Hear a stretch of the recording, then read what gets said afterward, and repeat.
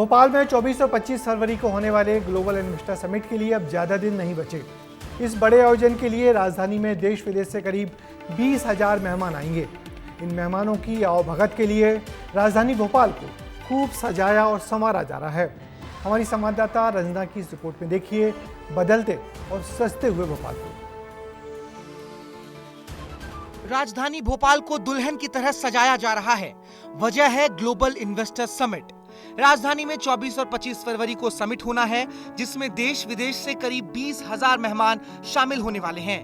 Canada, Zimbabwe, Germany, Malaysia, Japan, UK समेत 30 देशों के प्रतिनिधि इस आयोजन का हिस्सा बनेंगे। यही वजह है कि समिट से पहले भोपाल को सजाया और संवारा जा रहा है।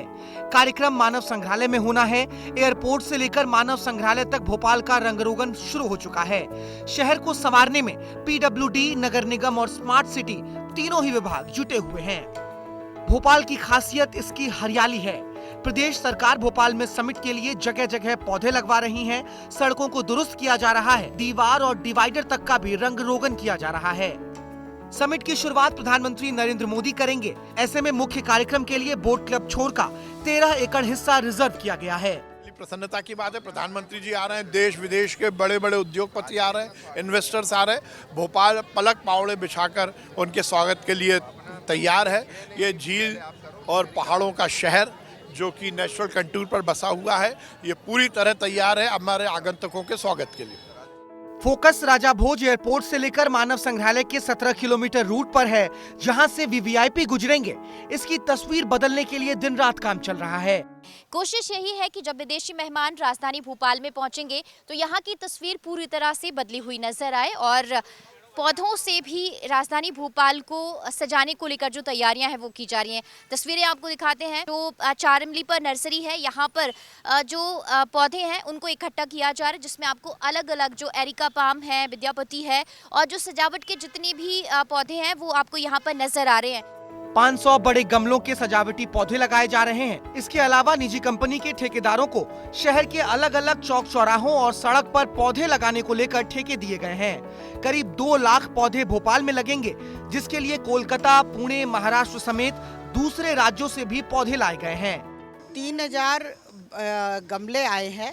अलग अलग साइज के गमले हैं, कुछ बड़े साइज के हैं, कुछ मीडियम है, कुछ छोटे हैं।